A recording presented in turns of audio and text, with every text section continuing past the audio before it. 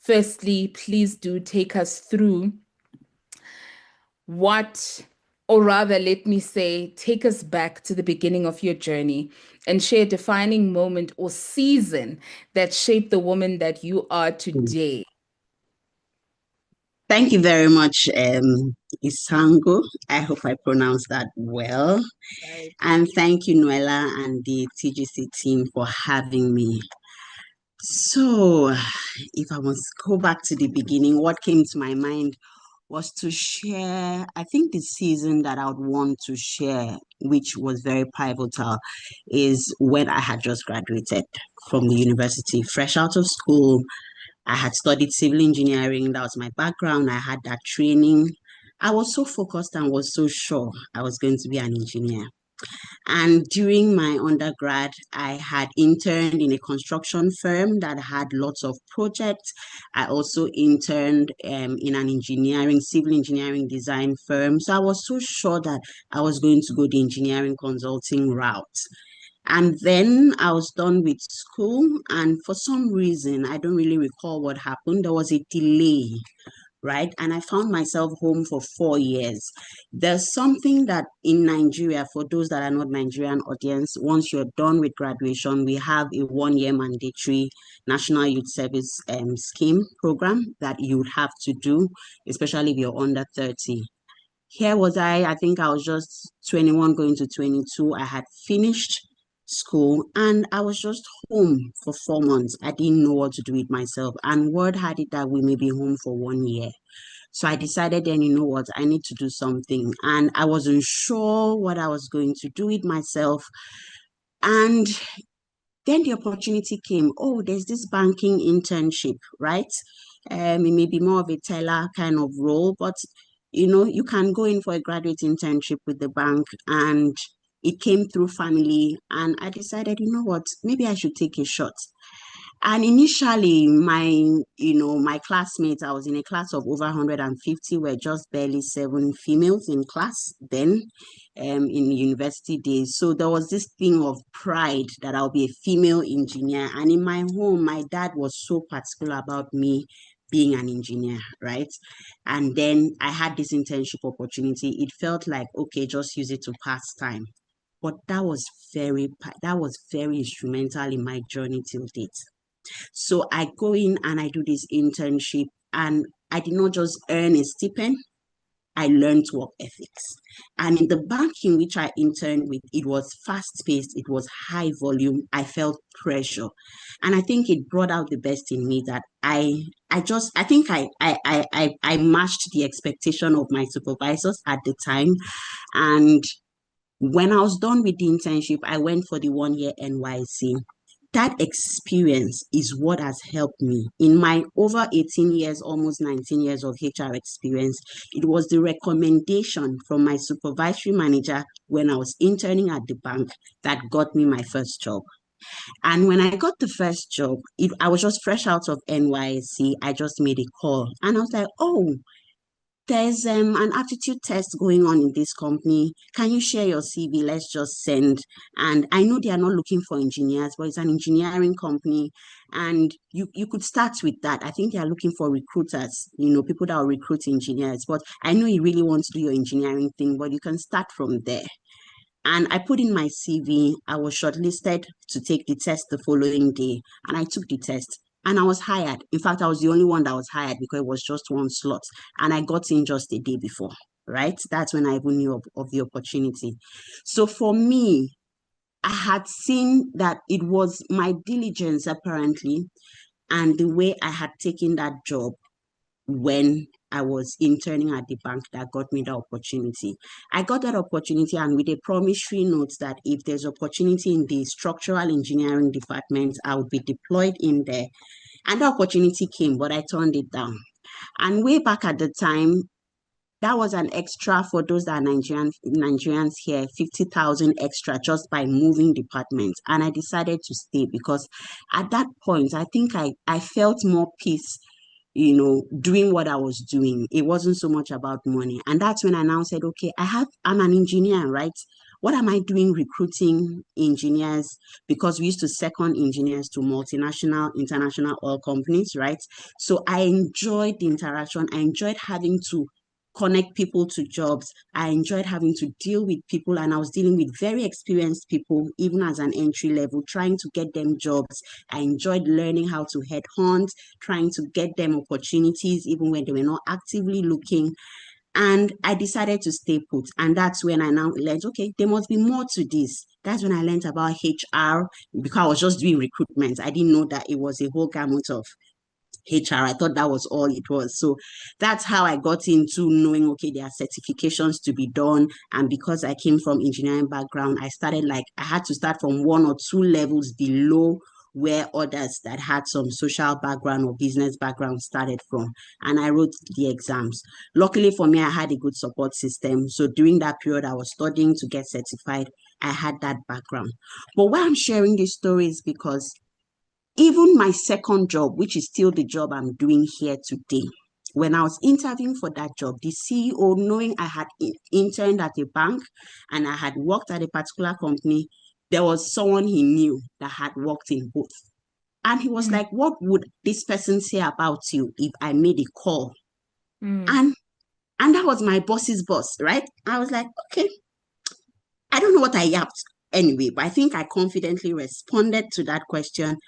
And that's what got me that job, because that call happened, right? My CEO called my manager's manager, and I think the referral or the recommendation got me the job that I'm doing today. And I started and I grew through the ranks. So I got mm, in as a recruitment specialist, and then my boss then left. A new person from outside was hired, and then I felt, but I can do this job, right? I can mm, head this department. But I'm looking back now, I'm thinking I wasn't ready. Yeah. I don't think I was ready at the time. But then I felt, okay, I think I can learn something from this person. So the new boss came, and I became like a lieutenant, like a first assistant of some sort to my boss.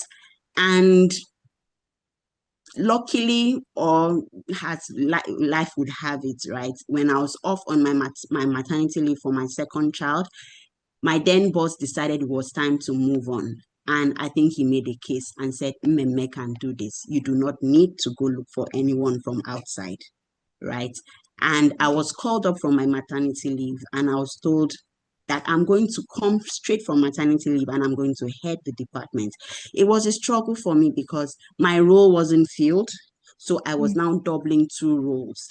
And mm, when I joined this organization, we're just barely 300. Today, Sundry Foods has close to 5,000, over 4,500, 4,600 employees. And it's not just Sundry Foods. We have a related company that I also set up the HR from scratch and have been there right from the onset. So if you put those two together, it's a large headcount. And in all of this, the journey has been very fulfilling. I think this is my 16th year, and there's been no dull moments. Fast paced, high volume, and I kept on learning and evolving as the years went by. And for me, it wasn't that my roles changed or the title changed or I got more pay. It was mm, more about the person I was evolving into. I mm, look back at myself as that intern in GT, in the bank that I interned in, to my first role where I spent barely 3 years, and to this role that I'm almost 16 years on. And every season had its own challenge. I look at my life in terms of transitions. I've had several transition moments, right? And for me, it was the decisions that I took at every season or every transition moment that really determined whether I was accelerating or whether I was remaining on a plateau. There has mm, been several seasons all along the journey. And one thing again was that my mindset was something I protected. mm, My mindset kept evolving. I mm, evolved from an individual contributor who was just particular about getting her work done, being conscientious, being detailed, just submitting my deliverables, to one who was leading people and always resisting the urge to step in to solve problems because I struggled with that at my early years of leadership. Even way back in 5 years before now, I know the changes that have happened in terms of my leadership. And even in my current role as I transitioned, I also face challenges in terms of the person that I am today. And what I found is that with every transition, I was never ready. And I Mm, believe that it happens to the best of us. You don't wait until you're ready and then you wait for the position to come to you or you wait to be called up to the table. Sometimes you have to work for it. You have to be confident enough to say, I think I can do this, even with the self-doubt, even without being sure that you can really do it. You just look at what's the worst that can happen. Because what I found is that I love to tick all my boxes. And if it's not 100%, I won't make a leap. And I found out late, though, right, that I don't need to tick all the boxes. Because in interviewing people, I found that more men that didn't even know their left from right were confident and were coming for positions, and yeah. women that had all it took, maybe 90-95% were shying away of opportunities. They weren't selling themselves. And then men that barely had 50%, 60% of what it took were coming with all the confidence and saying, I can do this, I can do that. Whereas the women were not. And I saw myself in those candidates that I see every day. Because for a large organization like ours, we hire people every other day. It's round the clock because of the growth and expansion. And because also the industry also has a relatively high attrition, especially at the lower levels, there's always a hiring going on. So I've seen the trend that women, and like myself, I saw myself in it, that I would shy away from taking opportunities. I was lucky that my then boss in 2013 decided, you know what, Mmeme, you can do it. Really, you've been the one doing all the work. That's what he told me. You've been the one doing, you have what it takes. You've been doing the work. You just need to have that confidence that you will do it and Mm, decide that you will do it and you will do it. And this boss was someone that I didn't even really have what you call a fantastic chummy relationship with, right? mm, Because I did almost all that. I was the worker, right? And he just, just presents, does his presentation. He goes, he liked a bit of soft work, right? So he needed, and I think it was a good combination because I would do all the hands-on work and all of that. But I thought he wasn't, and I think working with him actually strengthened me because if I was working with also a boss that was doing most of the work and not allowing me to take decisions, maybe I wouldn't have grown the balls that I needed to be a leader. And when he was leaving, he paved the way for me. mm, And he actually made a case. I wasn't even available. I was on maternity leave. I just had a baby. And you know, when you come back in my organization, you still have a 3 months flexi time where you won't even have to work the, most hours. But they had confidence that Mmeme would do this, even with the flexi hours. Mmeme has the competence. And that's how I stepped into the HR leadership role. That was in 2013. And now I'm in the C-suite, and it's also been what I think building credibility along the way. And yeah. building credibility for me wasn't just competence. Yes, I tried to prove my value. I tried to prove that I could do it. So I was putting extra, I was going above and beyond, and I was driving my team to do that. But I've realized that you need consistency to sustain your credibility, right? You can't just do it and go 100 meters for something that is a marathon. You have to be very steady at it, consistent. You need to be seen whether people are watching or not. They should be able to beat their chest and say, oh, Mmeme can do this. Mmeme will not do this in this situation. These are the kind of decisions she would take. People should be able to know you for what you can or cannot do and what you will do. There's no you know, there's no side, how will I put it? Oh, it may or may not happen this way. What they see is what they get, right? You be sure at, for where you stand when it comes to me. I think I learned that early enough, and that has helped my journey. And I think that credibility I have built over time, the network from even when I had that short stint as an intern has helped me because if you look at it, that's internship that I did has been part of my entire journey because my recommendation for my first job and my second job, which are the only two places I have worked since I graduated, since post NYC actually, has been linked to that internship. So I am glad I didn't take that for granted. I Mm. think I'll just pause there for more questions. That is a wealth of knowledge. Don't be scared to pivot. I guess then having so many years of leadership experience, I would ask what leadership lessons did life teach you through challenges, mistakes, or emotional demanding seasons? Growth comes with a lot of discomfort. With every time I took on new roles, new responsibilities, even when it was same role, but the organization needed to pivot, needed to make a change, a lot was happening. You grow as a result of those external changes. But more importantly, you grow internally from inside out, right? And growth will stretch you.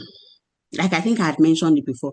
I mentioned that a lot of times I wasn't ready for the opportunities that came, but when they came, I took it and I think I owned it and I decided I can do this. I won't let in Nigerian parlance, I won't fall my own hand because I'm my biggest critic, right?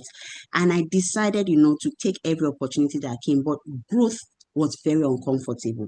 Even my recent experience stepping into C-suite, I found very quickly, oh my, that what brought me to that position is not going to Mm, be what would keep me, right? yeah. The way I was leading before, I can't be leading because I'm now a leader of other leaders. I had leaders under my purview that had their own teams. And I learned very quickly that I need to change my approach to leadership. I was very uncomfortable because as you go higher, number one, there's more pressure. Pressure that people can't see, invisible pressure and the visible pressure from the work front, from the home front, trying to put everything together. So I went through that discomfort. I still find discomfort even recently. There are expectations of me, and I find there's ambiguity. You are not getting clarity that you really need, and you still have to show up like a leader, right, and give clarity to others, whereas you don't even know what you're talking about, right? But you need to show up like you understand. You have to give direction. People are Mm, looking up to you, but you are in murky waters. It's ambiguous. It's not clear, but you need yeah. to give clarity. So that discomfort must happen when you grow. When you are going from one level to the other level, right? You may not have the competence that is fully required. You have to own, don't get uncomfortable with the Mm, discomfort. You have to sit with the discomfort. It's something I had to learn. Sit with that discomfort, live with it, try and get clarity, for yourself and for the people that are looking up to you. That's one lesson. The second lesson for me was that I had to build credibility because I think why I have grown and I have become so emotionally vested in where I work in right now. I have a good relationship with the other C-suite members, with my directors and my CEO. It's because I believe I have credibility. Their perception of me, they believe I'm credible. That's why they would listen to advice. That's why you make proposals. And even though they poke holes on it, they send you back, you come back, you try and balance things out between what the people want and what management wants. I think that credibility is important, but you need to be very consistent at it. You can't be credible today and then something shakes it up. And when you are consistent, even if you are doing the wrong thing, when people see you are very consistent at that thing, they go to sleep, they come back, you are the same person. They leave, they come back because my organization we rehire people that leave. People go, they come back. They still see that same consistency in the system. As a person, when you are consistent and the kind of role that I do, you will bring that consistency into even the systems, into the structures, into building and scaling beyond yourself. And that's the stage I am in now. And that's what I'm learning. I'm still learning, right? mm, Because we mm, are scaling as we go. And just when you think you have scaled and you want to rest a little bit, there's no breather. You have to scale again, so you have to constantly learn, evolve, retweak your mindset. My mindset has changed, evolved over the years. People that maybe knew me 5 years before now, if they get to interact with me, you would see that something has gone a notch higher because I keep trying to learn and evolve as we go along. So I think those are the two. I think, did I mention just two lessons that I've learned? Yes. Yes, such important lessons. Credibility, be comfortable in the discomfort. And the last one was absolutely important. You've shared so much. And I think then with all of that wealth of knowledge, experience, so much exposure, and such a leadership role, how do you protect your peace? Maintain your authenticity. That when someone comes in and out of the company, you're still you. How do you maintain your authenticity? Keep showing up even during overwhelming moments. What are those activities? What are those tips? Okay, I think I learned, and in fact, more recently, I have learned that it's not everything, right, that deserves my energy. Mm. When I say, oh, I don't have time, I later realized after going through a coaching session that it wasn't so much about not having time. Because there are days I'm home, I have time, but I'm just, let's say, doom scrolling my phone. My kids are home, but I just don't have the energy I don't have energy to actually have the time with them. I have time, but I don't have energy. So I realized that I needed to audit my energy and manage my energy. And also, I realized that I needed to let go because as you grow, there are things I was very comfortable doing, right? As a junior manager, mid-level manager, even as a senior manager, that I shouldn't be doing at this level. But sometimes I find myself going because it's easier to step in, quickly solve the problem, fight fires. And I found that I can't keep up, right? I need to protect my peace because when I come home, my head is still, rolling out the things that I needed to do, things that really I have capable hands that should do, but I'm worrying over them. So I just learned to say, okay, you know what?